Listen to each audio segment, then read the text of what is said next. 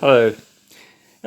What I plan to do this week, weather permitting of course, is to measure the pH of the soil on my vegetable plot.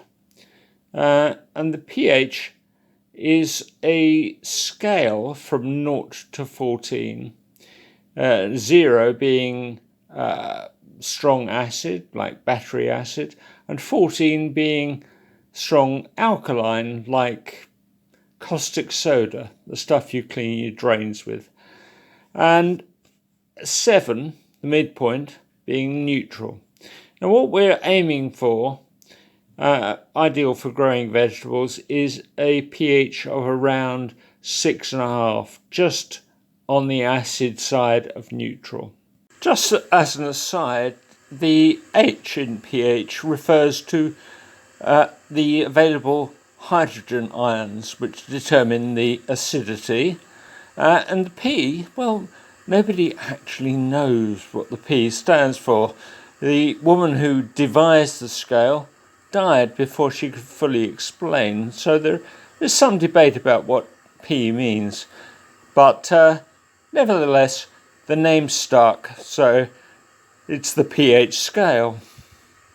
Now, the pH of your soil will largely be determined by the underlying geology. If you're on chalk or limestone, then your soil will probably be alkaline. If you're on peaty soil, then it will most probably be acid.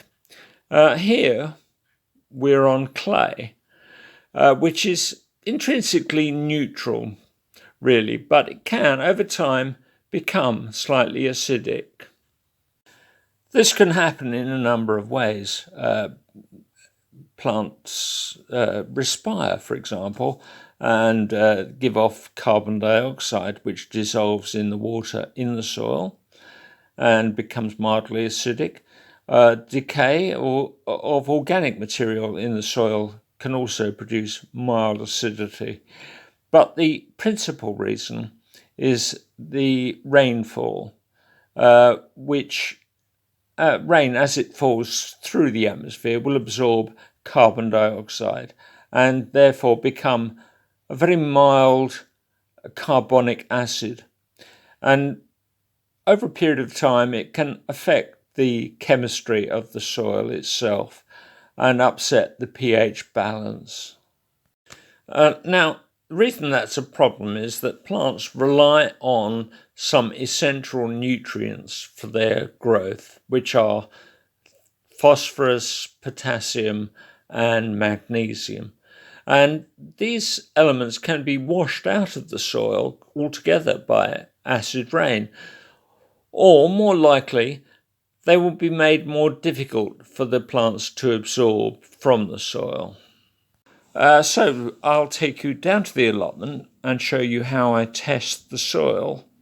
And if, as I suspect, it's slightly acidic, then I'll show you how I plan to correct that imbalance. Well, that's the theory anyway, and we'll call that part 1.